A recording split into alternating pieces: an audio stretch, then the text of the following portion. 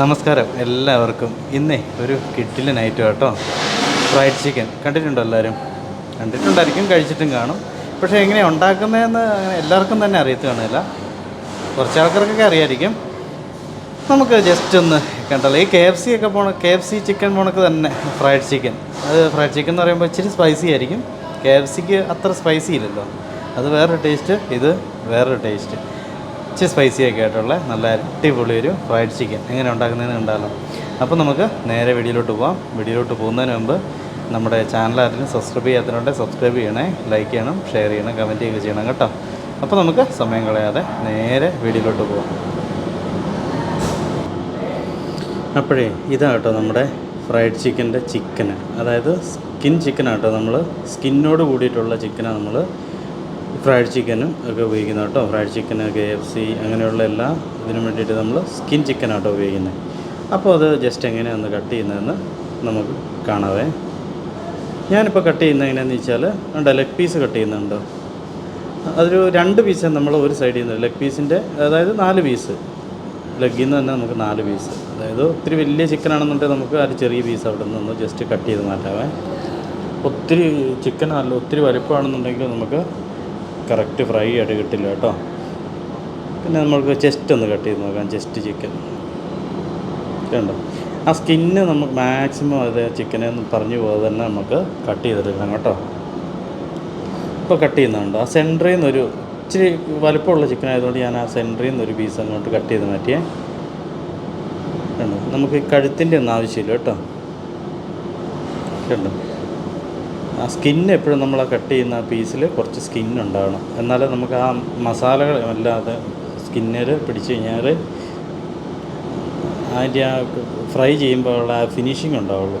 ഉണ്ടോ, ആ സ്കിന്ന് അതേ തന്നെ ഇരിക്കണം, മസാലയൊക്കെ അതിലേക്ക് പിടിക്കുകയുള്ളൂ. ഇപ്പോൾ നമ്മൾ ഇതിനുപയോഗിക്കുന്ന മസാല എന്നൊക്കെ പറയുന്നത് ഫ്രൈ ചെയ്യാൻ വേണ്ടി ഉപയോഗിക്കുന്നത് മൈദ അങ്ങനത്തെ സാധനങ്ങളൊക്കെയാണ്. അപ്പോൾ മൈദയൊക്കെ അതിൽ പിടിക്കണമെന്നുണ്ടെങ്കിൽ ആ സ്കിന്നുണ്ടെങ്കിൽ മാത്രമേ എടുക്കുള്ളൂ. ഉണ്ടോ, ചിക്കൻ്റെ വലിപ്പം കണ്ടോ, പീസിൻ്റെ വലിപ്പം ഏകദേശം ഇത്രയും വലുപ്പം മതിയാവും. ഒത്തിരി വലിയ പീസായി കഴിഞ്ഞാലും ഉള്ളൊന്നും നമുക്ക് ഫ്രൈ ആയി കിട്ടുകയില്ല. ഒത്തിരി വലിയ പീസാണെങ്കിൽ ഫ്രൈ ആയിട്ട് കിട്ടുകയില്ല. ഉള്ളൊന്നും പെട്ടെന്ന് എണ്ണയുടെ തീ ഇപ്പോൾ കുറച്ച് വെച്ച് കഴിഞ്ഞാലും പുറമൊക്കെ ജസ്റ്റ് കളറ് കൂടിപ്പോവും, ഫ്രൈ കൂടുതൽ കൂടിപ്പോവും, കളർ വ്യത്യാസം വരും. ഇപ്പം നമുക്ക് ഫ്രൈ ചെയ്തെടുത്ത് കഴിയുമ്പോൾ ഒരു ഗോൾഡൻ കളറേ ഉണ്ടാകാൻ പാടുള്ളൂ. അപ്പോൾ ഞാൻ ഒരു ചിക്കനോട് ജസ്റ്റ് ഒന്ന് കട്ട് ചെയ്ത് കാണിക്കാവേ. കണ്ടോ, ആദ്യം നമ്മൾ ഈ സൈഡ് ജസ്റ്റ് ഒന്ന് കട്ട് ചെയ്യുക, സ്കിന്ന് കളയാതെ കട്ട് ചെയ്യണം കേട്ടോ. കണ്ടോ, ആദ്യം ലെഗ് പീസ് ഒന്ന് കട്ട് ചെയ്ത് മാറ്റുക, അതിൻ്റെ സെൻറ്ററിൽ നിന്നൊരു പീസ് കട്ട് ചെയ്ത് മാറ്റുക. കണ്ടോ, അപ്പോൾ ഇത്രയും ചിക്കനാണ് ഞാൻ എടുത്തിരിക്കുന്നത്. ഇനിയിപ്പോൾ നമുക്ക് ഇവനെ നല്ല വൃത്തിയായിട്ട് കഴുകിയെടുക്കണം.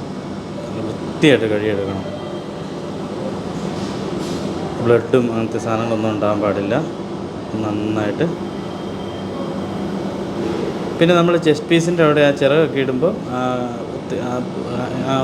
കുറച്ച് ചിറക് ഇടണം കേട്ടോ. അങ്ങേ അറ്റത്തുള്ള ഒരു ഭാഗം മാത്രം ഒന്ന് കട്ട് ചെയ്ത് കളയാൻ പാടില്ല ചിറകിൻ്റെ. എന്താ ആ ഒരു വലുപ്പം കാണാൻ പാടുള്ളൂ. വലിയ ചെസ്റ്റ് പീസ് ആണെന്നുണ്ടെങ്കിൽ നമുക്ക് സെൻറ്ററിൽ നിന്ന് കട്ട് ചെയ്ത് മാറ്റണം കേട്ടോ.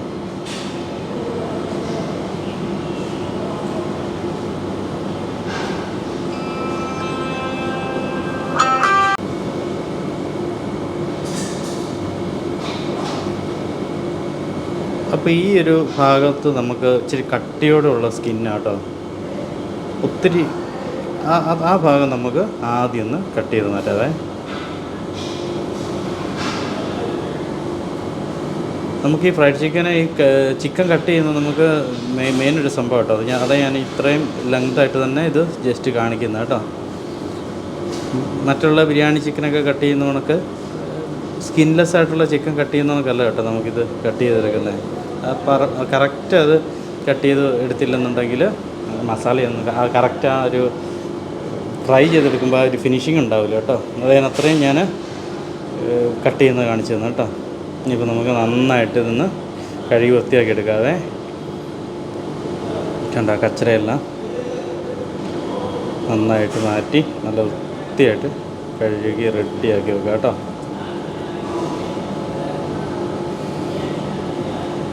കഴുകുമ്പോഴും നമ്മൾ എപ്പോഴും ശ്രദ്ധിക്കണം, നമുക്ക് സ്കിന്ന് നമുക്കൊരു കാരണവശാലും ചിക്കനിൽ നിന്ന് വിട്ടുപോകാൻ പാടില്ല.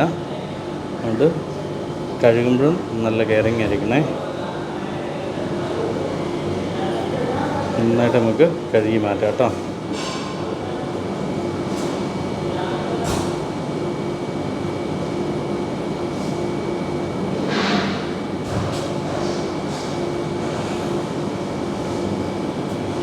എല്ലാ ചിക്കനും കഴുകി വൃത്തിയായിട്ട് കഴുകി റെഡിയാക്കി വെക്കട്ടെ.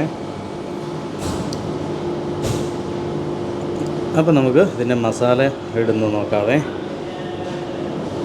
ഇതൊരു സ്പെഷ്യൽ മസാല കേട്ടോ, നമ്മുടെ ഈ ഫ്രൈഡ് ചിക്കന് വേണ്ടി തന്നെ. അതിൻ്റെ അകത്ത് ഓൾറെഡി സാൾട്ട്, ചില്ലി പൗഡർ, എരിവുള്ള നല്ല എരിവുള്ള ചില്ലി പൗഡർ കേട്ടോ.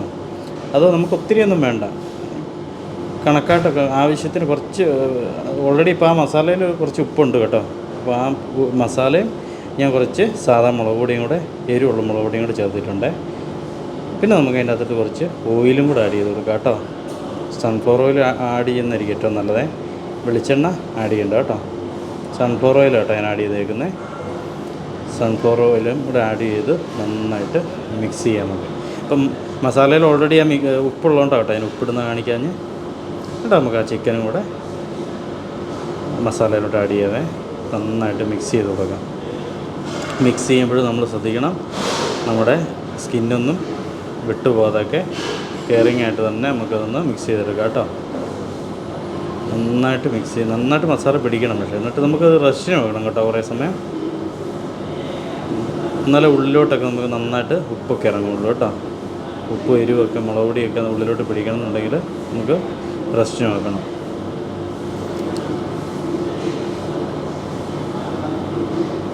നന്നായിട്ട് നമുക്ക് മിക്സ് ചെയ്യാം.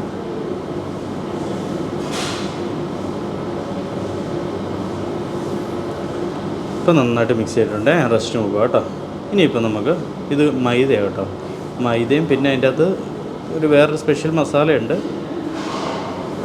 ഇപ്പം നമുക്ക് അതിൻ്റെ അകത്ത് കുറച്ച് സാൾട്ട് നന്നായിട്ടൊന്ന് പൊടിച്ചിടണം കേട്ടോ. പൊടിച്ചിടണം. കുറച്ച് എരിവിന് വേണ്ടി കുറച്ച് വൈറ്റ് പെപ്പറും കൂടെ ഒന്ന് ജസ്റ്റ് ഒന്ന് ആഡ് ചെയ്താൽ മതി കേട്ടോ. മൈദ എടുക്കുക, ആവശ്യത്തിന് സാൾട്ട് അതിൻ്റെ അകത്തിടുക, കുറച്ച് വൈറ്റ് പെപ്പർ കൂടെ ചെറിയൊരു എരിവ് കിട്ടാൻ വേണ്ടിയിട്ട്. ഇപ്പോൾ ഓൾറെഡി നമ്മുടെ മസാലയ്ക്ക് എരിവുണ്ട്. അപ്പം നമുക്ക് ആ ചിക്കൻ എടുത്തിട്ട് ജസ്റ്റ് നമുക്ക് മൈദക്കകത്തോട്ടിടാം, പൊടിക്കകത്തോട്ടിടാം. അപ്പോൾ മൈദക്കകത്ത് ഇട്ടിരിക്കുന്ന മസാല ഞാൻ ഓൾറെഡി പറഞ്ഞു, സാൾട്ട്, വൈറ്റ് പെപ്പർ കേട്ടോ.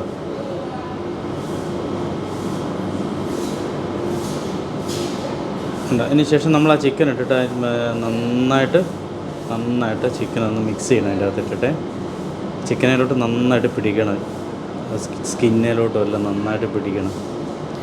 ഇനിയിപ്പോൾ നമുക്ക് ജസ്റ്റ് ഒന്നെടുത്ത് കുറച്ച് വെള്ളത്തിലോട്ട് ഇടാം കേട്ടോ. നന്നായിട്ട് ആ ഒരു കോട്ടിങ് അതിലോട്ട് പിടിക്കാൻ വേണ്ടിയിട്ടാണ് കേട്ടോ ജസ്റ്റ് ഒന്നുകൂടെ വെള്ളത്തിലോട്ട് ഇടുന്നത്. വീണ്ടും നമുക്ക് അതെടുത്ത് മൈദയിലോട്ട് തന്നെ തിരിച്ചിടാം കേട്ടോ. കണ്ടോ? എന്നിട്ട് നന്നായിട്ട് മിക്സ് ചെയ്ത് കൊടുക്കണം. ഒന്നുകൂടെ നന്നായിട്ട് ഉണ്ട് മൈദ അതിലോട്ട് നന്നായിട്ടൊന്ന് പൊത്തിപ്പിടിപ്പിക്കണം. കണ്ടോ? ടൈറ്റ് ചെയ്ത് പിടിപ്പിക്കണം.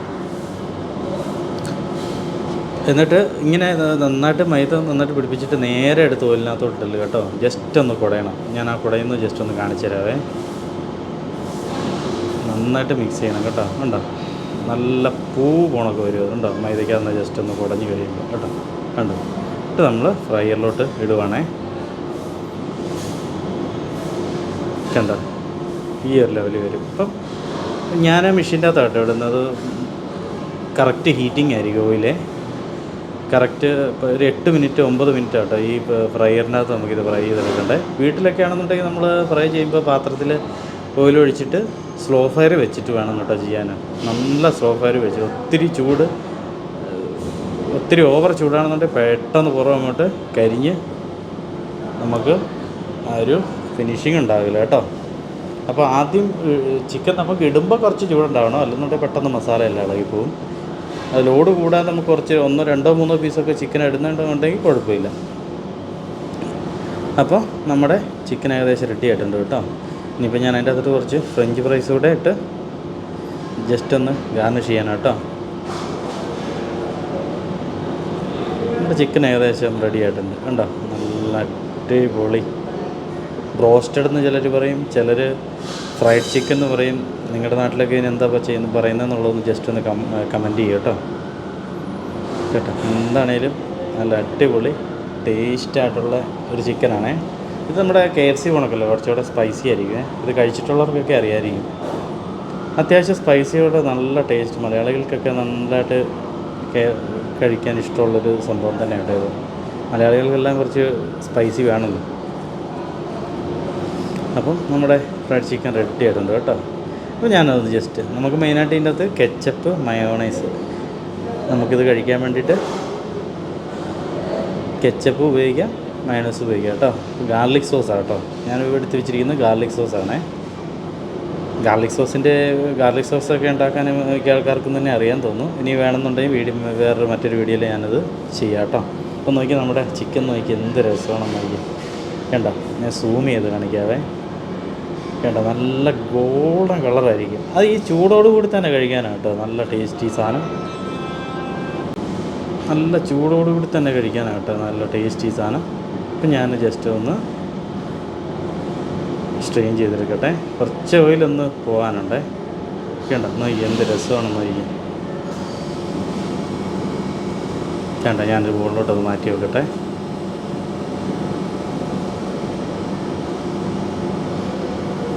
കണ്ടോ നമ്മുടെ ഫ്രൈഡ് ചിക്കൻ അല്ലെങ്കിൽ ബ്രോസ്റ്റഡ്. അപ്പോൾ എല്ലാവരും ഇതൊന്ന് ചെയ്ത് നോക്കിയാൽ വീട്ടിലൊക്കെ നമുക്ക് ചെയ്യാൻ പറ്റുന്ന കാര്യങ്ങളേ ഉള്ളൂ കേട്ടോ. സിമ്പിളായിട്ട് നമുക്ക് ചെയ്യാൻ പറ്റും. അപ്പോൾ എല്ലാവരും ഒന്ന് ചെയ്ത് നോക്കാം കേട്ടോ. ഗാർലിക് സോസിൻ്റെ വീഡിയോ ഞാൻ പിന്നെ ഒരു ദിവസം ചെയ്യാം കേട്ടോ.